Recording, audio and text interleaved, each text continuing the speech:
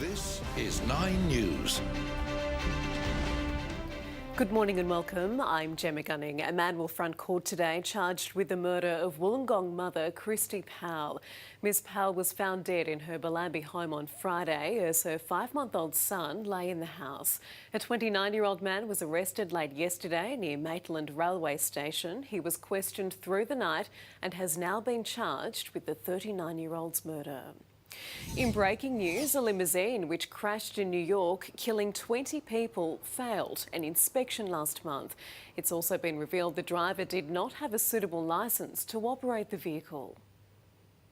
The driver of the vehicle, the quote-unquote limousine, did not have the appropriate driver's license. That vehicle was inspected and failed inspection and was not supposed to be on the road. 4 sisters and 2 newlywed couples were among those killed while on their way to a 30th birthday party. The cause of the accident is still under investigation. Thousands of migrants will be banned from settling in our major cities under a new plan to be outlined today by the federal government. The Minister for Population, Alan Tudge, says new arrivals will have restrictions on their visas, ensuring they live outside Sydney or Melbourne for up to 5 years. He says population growth in those cities has outstripped forecasts by 100% during the past decade. Police are investigating a sickening attack on 2 teenagers in Melbourne's north. 9 News has exclusively obtained vision of the violent ambush, which shows the 2 victims recoiling in fear as they're repeatedly punched and kicked in the head. Witnesses say the attack, which took place outside the Broadmeadows Library last Monday, was racially motivated. It's sickening and it just, what would you call it, like a pack of hyenas they were, just attacking these defenceless guys, and that's not the Australian way. Anyone else who might have seen the attack is being urged to come forward.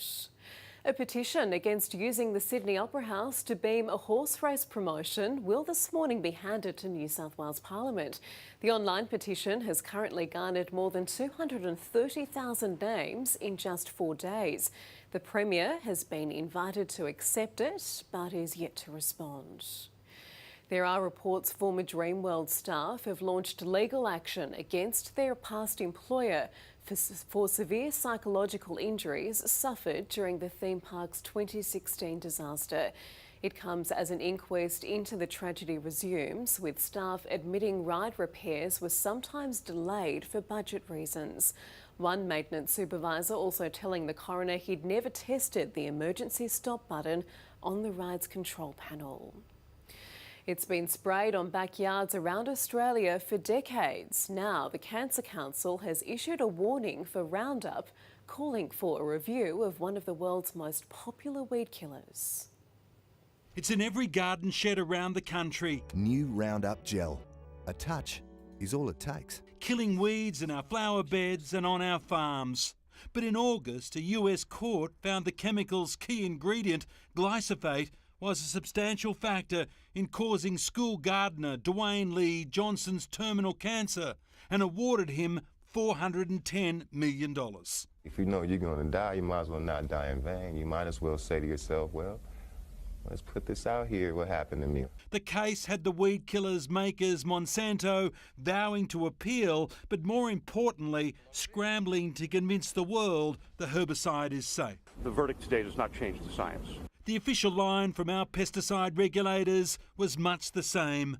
Glyphosate can continue to be used safely according to label directions. The Cancer Council of Australia believes the regulators are relying on outdated information, insisting there's been no independent review of the chemical glyphosate in more than 20 years.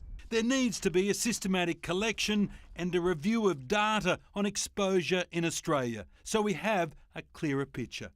In 2015, the World Health Organization delivered its verdict. It is probable that it can cause cancer in humans. The evidence is not strong enough to say that it's certain. This is a weed. And as the talking continues, the advice is, if you use it, read the warnings and protect yourself. Damien Ryan, 9 News. Entire villages will be relocated rather than rebuilt in Indonesia. Authorities say the damage from earthquakes and a tsunami on the island of Sulawesi is so severe it's impossible to salvage anything, and they will simply start again somewhere else. It comes as the death toll rises to just under 2,000 people. The race is on to contain an oil spill in the Mediterranean Sea after two cargo ships collided.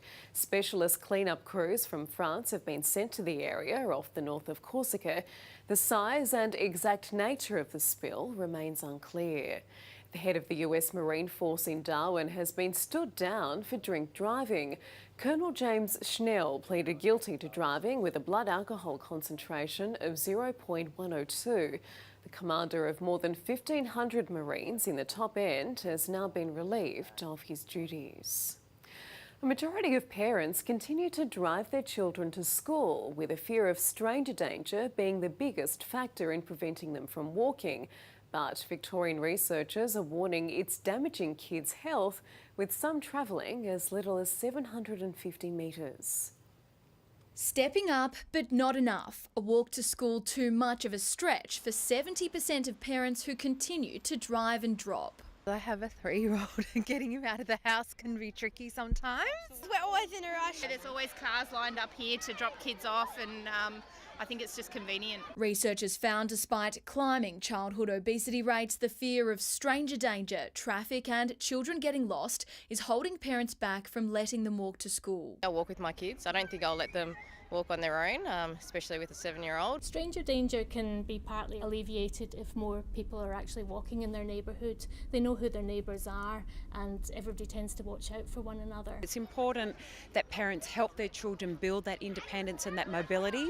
Vic Health wants more kids to walk more often, following the lead of these students and 2 star footballers. They're in a better state when they enter the classroom. Well, those who walk or cycle to school tend to have better social interaction with their peers, they're more independent, they've better wayfinding skills. It's more fun than sitting in a car. It's helping the environment. It exercises my legs and it's fun. The report found 60% of parents want their children to walk to school more regularly. Vic Health says for them it's about making a plan and sticking to it, and once they notice signs of readiness, to start slowly. Today I drove halfway and then I started walking to school. Lana Murphy, 9 News. Many thought it was an alien invasion, something Californians had never seen before. But this wasn't a UFO, instead one of Elon Musk's SpaceX rockets. It was the first time one had ever launched from the West Coast. Until now, they'd only ever taken off from Florida. Ignition. Lift off.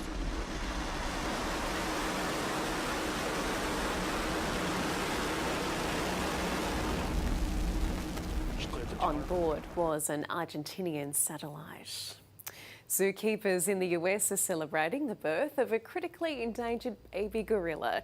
The yet-to-be-named western lowland gorilla was born at Jacksonville Zoo in Florida last month. The adorable little female is currently being cared for by zookeepers as her hearing-impaired mum, Kumbuka, watches and learns before the pair is reunited. Look at that little face. Taking a look at the weather around the country, a partly cloudy day ahead for Brisbane, reaching a top of 28 degrees. Partly cloudy and 24 in Sydney. Early fog clearing to a late shower in Canberra. 19 and showers for Melbourne. Showers easing in Hobart, 16 degrees. 18 and the chance of a shower in Adelaide. A possible shower or storm for Perth. Sunny and 33 degrees in Darwin. Coming up this morning, the big wet. How long the soggy weather will last on the east coast. Plus, why Victorians could be facing price hikes on everyday items. And competition for the fattest bear. How you can weigh in on these chubby creatures.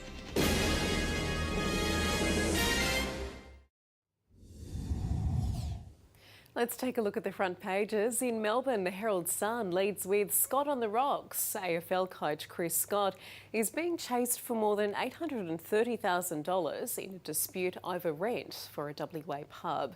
Growing Pains leads the Courier Mail in Brisbane. Nearly 800,000 new dwellings are set to be built by the year 2041 to cope with a population explosion in the state's southeast. The Australian reports new visa conditions are on the way for thousands of migrants, requiring them to settle outside of Sydney and Melbourne for up to 5 years. Home Truths, the Adelaide Advertiser, reports the Royal Commission into Aged Care will be based in Adelaide following the Oakden scandal. And to Tasmania, Party State is the Hobart Mercury's headline. It reports the state's nighttime economy is now a bigger part of Tassie's economy than on the mainland. You are watching 9 News Early Edition. These are our top stories. Murder charge. A man has been charged over the sickening death of a Bellambi woman, Christy Powell, who was found just metres next to her uninjured baby. Strict visa conditions. Thousands of migrants to be banned from settling in our biggest cities. And Dreamwell tragedy. The inquest into the 2016 disaster continues today, amid reports former staff are seeking legal action against the theme park. Well, Victorians could soon feel a pinch in their pockets with the container charge at the Port of Melbourne set to skyrocket. Docks operator DP World Australia has revealed its plans to raise access fees to $85 per container. With the rate currently at $50, farms and consumer groups warn the increase will have a major flow-on effect to households. The drizzle and below average temperatures along the east coast look like they're here to stay for a little bit longer, with soggy conditions to continue for another week. Multiple troughs mean showers are possible almost every day across Sydney, Brisbane and the Gold Coast. Storms are also forecast, with southeast Queensland slammed by a large dumping of hail late yesterday. A man has been killed overnight in a crash south of Adelaide. Police were called to the scene near Normanville after the man's car left the road and crashed into a paddock, the impact destroying his vehicle. The man died at the scene. Flames have ripped through the roof of a home in Sydney's west. Emergency services were called to Suffolk Street in Ingleburn at around 10 last night, where they found a 2-storey townhouse well alight. While the house was seriously damaged, firefighters were able to prevent the inferno from spreading. No one was injured in the blaze. A multi-million-dollar deal has thrown a lifeline to an endangered service. As finance editor Ross Greenwood reports, a partnership with the Commonwealth Bank could save hundreds of post offices. As technology prompts banks to close branches and ATMs, banking at the post office has become vital for local communities. We are basically the last man standing in many communities. We are here to work with all the banks if they close their branches. We are here to work with those communities. But who pays for the services has been an ongoing dispute with post office franchisee owners. We are underpaid for transactions we do, day in and day out. With post offices providing more and more services, they were getting busier, and it's compounded by banks closing ATMs and branches around the country, pushing more banking into the post office. Unless somebody paid, it was likely that post offices would close. There are 4,357 post offices, 357 more than its community service requirement. Without this deal, they were earmarked to close. We've had to seriously look to see whether we can afford to run all those post offices. The Commonwealth's had an agreement with Australia Post for 106 years. This deal sees it pay an extra $22 million a year for the next 5 years. Much of it will go to post office owners to upgrade security, training and staff. But it raises a question, is the bank planning further branch cuts? Well, people certainly shouldn't make that interpretation. We're committed to maintaining the largest physical branch network in the country. Now there's pressure on other big banks to sign up. There is a lot of people who use the post office and rely on it. Pensioners, vulnerable people. It's a need in every community. Ross Greenwood, 9 News. Banks could be forced to compensate customers for losses caused by dodgy loans. News Corp reports industry insiders are preparing for the Ombudsman to be handed more wide-ranging powers. Treasurer Josh Frydenberg has committed to taking strong action, but says he looks forward to the Royal Commission's final report. Gift cards can be the perfect present when you don't know what to give someone, but millions of dollars are being wasted every year as shoppers fail to redeem them. Now, new laws are set to give us more rights so the money stays in our pockets. It's the gift card graveyard. From sports to fashion stores, this haul of expired cards adding up to $500 down the drain. You kind of look through your wallet and go, oh, I've still got this $20 left. Last year in New South Wales, a compulsory minimum expiry period of 3 years was introduced. The federal government expected to make those changes nationally soon, fining businesses who don't comply $30,000. Already, some have introduced gift cards that will never expire, including Woolworths. We sell millions of gift cards to our customers every year. Customers love them because they've got a wide range of redemption options. Other companies with the non-expiry gift cards include Apple, Bunnings, JB Hi-Fi and The Good Guys. Gift cards can be easily forgotten, especially if you've only got some of the credit remaining. Keeping a reminder on your phone or diary, even on your fridge, can help you keep hold of your cash. Look for those sort of gift cards that will give you change if it's less than 10%. So if you're going to spend $45 on a $50 gift card, it'd be great if you can get $5 change rather than having to go back at a later stage and try and redeem that gift card. If your gift card is expired, it's always worth approaching the business to see if they'll honour it, especially if you can show you're a loyal customer. Paris Martin, 9 News.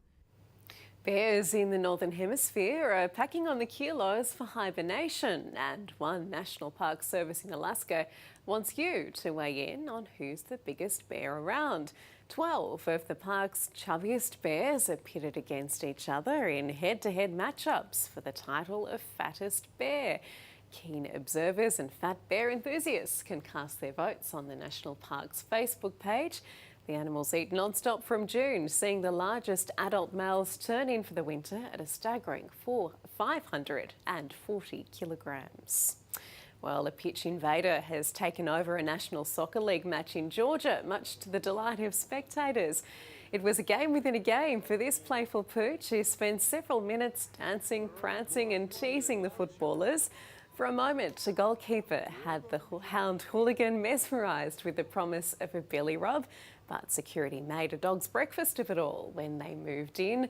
After several attempts, the dog was finally ushered off the field. Just wanted to be part of the team. Time to check in now with the Today Show. What's coming up this morning? We've got plenty this morning. New details on the controversial plan to ban new migrants from our major cities. Also in health news, we're going to reveal the hidden sugar in some of your favourite foods. We name and shame the suburbs where Aussie renters are being ripped off. And we take you behind the scenes of the new Dora the Explorer movie in Queensland. It's a beauty. See you soon.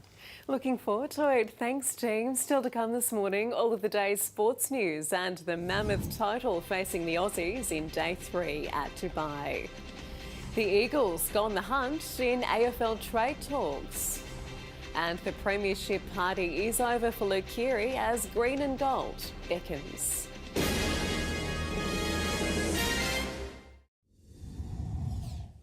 First to cricket, and Australia has a mammoth task ahead heading into day 3 at Dubai after Pakistan set them 482 to chase.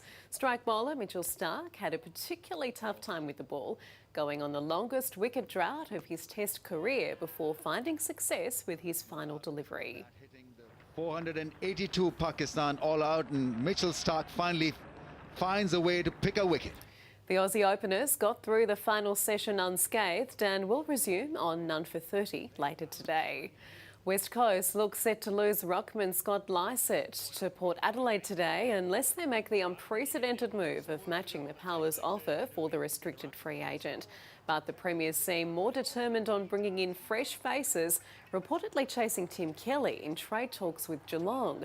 The Cats have already been busy at the trade table, swapping Lincoln McCarthy to the Brisbane Lions for draft picks yesterday. Luke Keary says he's humbled and shocked to be called into the Kangaroos after Cameron Munster withdrew for personal reasons. It was barely a week ago the Roosters' premiership hero was still celebrating his side's grand final glory, but Keary says all thoughts have now turned to taking on New Zealand. Special feeling. It's the pinnacle of our game to get here, but I don't think it's about getting here. I think it's about what you do when you get here. So yeah, we've got a couple of weeks of hard work, and then we'll see how we feel after that. Keary praised the guidance of Cooper Cronk in his rapid rise this year. Nick Kyrgios's reign at the top of Aussie tennis has come to an end, with Alex de Minaur and John Millman both passing him in the world rankings today. He now sits at 38th in the world, his worst position in more than 2 years. Things aren't getting better for Kyrgios anytime soon either, after crashing out in the first round of the Shanghai Open overnight. And check this out for scoring in style. A soccer player in Russia's youth league has become a viral sensation after kicking a backflip penalty. The 22-year-old's jaw-dropping acrobatic display left the poor goalkeeper absolutely stumped, while the scorer's teammates celebrated the sensational strike. Stay with us on Nine's Early Edition. All the weather details coming up after the break.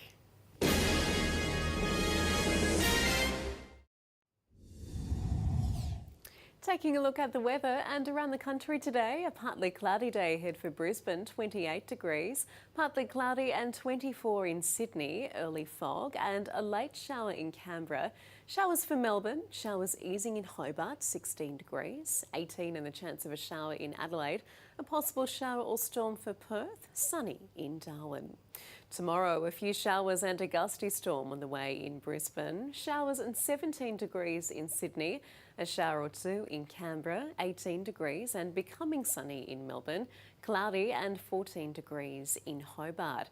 And taking a quick look ahead to Thursday, the chance of a shower in Brisbane and Sydney, cloudy and 16 degrees in Canberra, sunshine and 19 degrees in Melbourne, partly cloudy and 15 in Hobart, mostly sunny in Adelaide, a possible late shower for Perth, Darwin, sunny and 33 degrees. That's all from myself and the team. It's now time for Today.